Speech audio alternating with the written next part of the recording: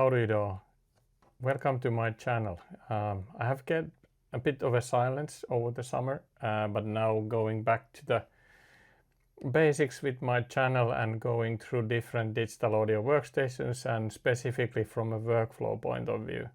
Actually, before summer there was not that many big news coming from the different digital audio workstations. I think the reason for 14 was kind of the latest kind of a bigger announcement where they did a lot of changes to the workflow. However, there hasn't been that much coming from the other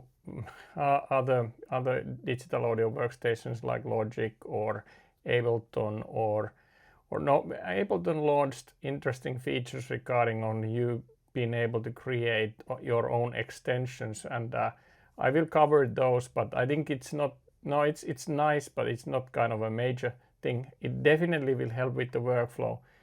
However, in this video, we will actually dive into Luna for the reason that I basically believe that, and what I have seen is that Luna has become a very serious digital audio workstation over the time.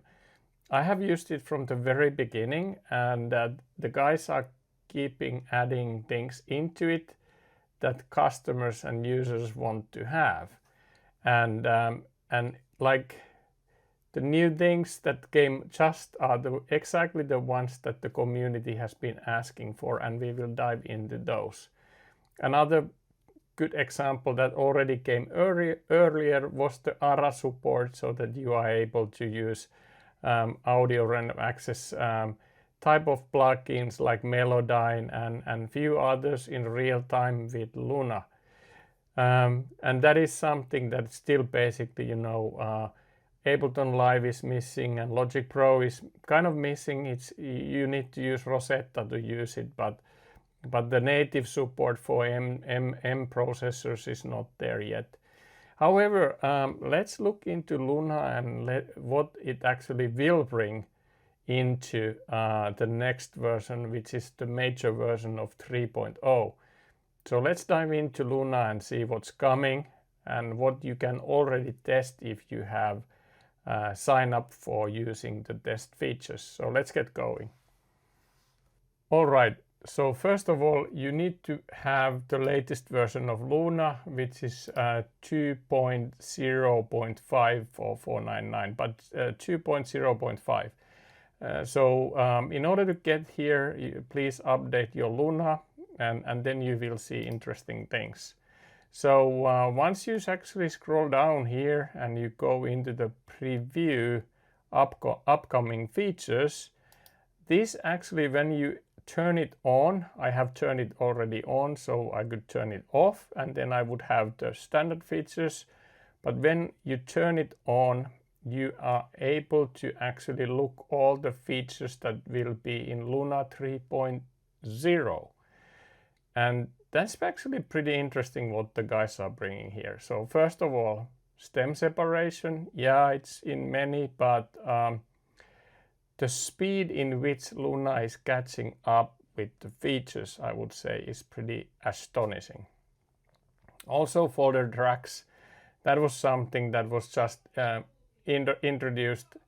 And then MIDI Clip Editor, that's a big thing that the users have been asking for a long time, and now it's really stepping up. So you will get a new MIDI Clip Editor. You will also have an adaptive grid functionality. Then for recording clips, you have mono inputs on stereo tracks, so you can do that. Then you have clip gain automation functions, and then other recording related functionality, and then of course click track automation and export from the workflow point of view. And then also key signature ruler and strip silence, so that you can easily strip the silence part of your audio file. So pretty heavy load of new features, but I think mostly what people are looking for are the folders and then the MIDI editor. So let's look go into the Luna and I open my demo project to show you what's about. So there I just have a so I have big drums, and it's a contact instrument, so a drummer that basically works like this. And from here I could actually take this MIDI and bring it here, so that I can edit the MIDI loop and see how the drums get played. Then of course I can also, not that, but I can also like loop it and have it doubled few times. So this is nothing new, of course. Then I can go into the scaler. I think I have there a let's see, I have there a sample project, a Dreamy Synthwave uploaded, and there actually I could do something like that. We can actually look into the editor as well, but then I could actually then bring in like new instruments. So I can go and add an instrument. Let's create an instrument track, like let's do a BA1 for example, for a baby audio synth. Actually it seems I'm missing the thumbnail for that, so let's create a plugin icon for it. But now if I would like to go into the scaler and then bring some chords into the new instrument, I can just go over here and then drag and drop the chords here, and then now I could play those. Let's see, by the way, what kind of settings I had there. Okay, it's ARP. Let's go to some bad. Okay, something like that. It doesn't really matter. And I think the main point is just to get some MIDI here to see and show that how to work with those. I could actually, I'll create another instrument track, maybe some other stuff like Arturia. What should we take? Like let's take a bass, like where do I have a Moog? I could have my own Moog there as well, but I think I could actually go. I think it. Let's see. Let's see. I think mini. Okay, that's the one. Let's create that another track. Then we can go and see if I go to scaler. I wonder if I had there a bass track. Oh, there is the bass. Yeah, okay. So I'll take that one. I'll bring it here. And here I wonder what my scale is actually. Let's see. A minor. Okay, so I have A minor. So now when I'm that's interesting. Why it is so short? Let's see. Let's bring it on. Anyway, if I go to now here and double click it, you can see that there is a new editor where I can edit the notes, and this has been now revamped. I'm not sure about the colors yet. I think you can see the grid lines quite nicely, and you can see the notes and whatnot, and you can bring in new notes here. And there is a difference in coloring, like for the notes that are on white keys or black keys. You can also see here what is the scale.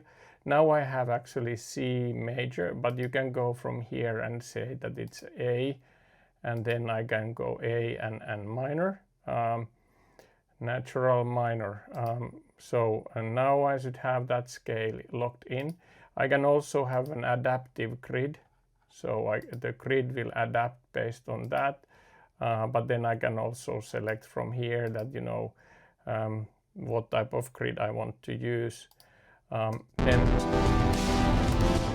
then if I play, I can basically then, you know, of course hear everything played. But yeah, here you can do a scale so that it will only show the, you know, the keys in scale, so you will not go wrong. You could also fold it, meaning that you only see the keys that you have the MIDI in. And then you can also do a fit, but then here of course you can scale it further, so that you see the you know other part of the scale. So you see A2 and A3, but then if you click fit, then it will fit it into your screen. Then of course you can still fold it, and you can then from here, if you select scale, it will only show you the scales. Then you have, of course, you have all the, you know, the pencil that you can remove stuff easily, or then you can just, you know, pencil it in and bring others, and then if you do double click, then it will remove it. So pretty handy. Anyway, I think, and then you have, of course, the velocity you have down here, so you can go and work with the velocities. That's something that was there already in past, but and then of course you can also have multiple versions of your MIDI. So this is actually pretty handy. You can quite easily go into the different versions of MIDI and you know, do different variations of your bass or whatnot. But another interesting part is that then if you select these two tracks and you go here and you say that create a folder from your selection, it will automatically create you a folder. And now I'll just name it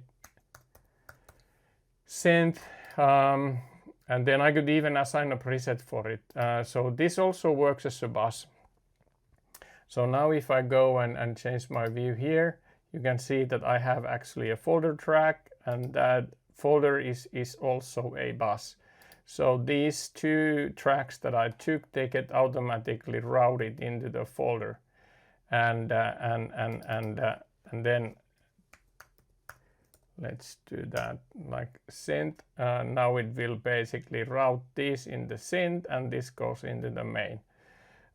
So this was one of the new areas as well, and others like you saw already when we went through the introduction part here is that folder tracks, adaptive grid, MIDI editor, and then for recording clip gain automation, and things like that. So I think pretty, and of course stem separation is something that they are bringing in as well.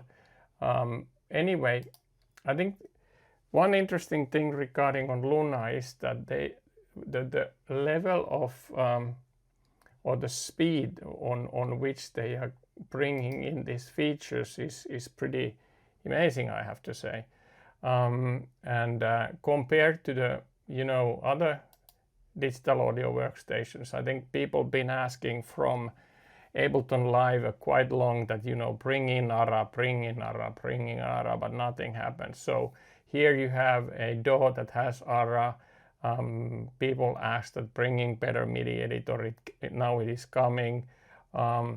So in that sense, I think Luna starts to be pretty serious with the features it has, and you can really use it for recording, but also beat making and creating music now even more fluently with the improved MIDI editors and other features that they are bringing in, as well as from an organization point of view, because it used to be that you could actually do a spill, meaning that you would only see, you know, the tracks that are routed to main. If I spill it now, you can see that, you know, the ones that are routed into main you can see.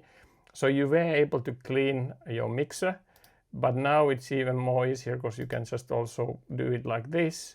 And if you have multiple tracks and track groups, you can create a folder, and then of course you can put those. It will automatically route those into the folder. So yeah, Luna is catching up with the high speed. All right, so that was a sneak peek into Luna 3.0 and what's coming soon. And if you have a Luna version, as mentioned, Luna version 2.05, you can already look into these new features by enabling them in your Luna, and then you can try them out. For me, I highlighted in this video the most important parts, like the folder tracks and MIDI editor are the main features that I've been looking for. Of course, the stem separation and a few others that were listed there and that are coming are interesting as well.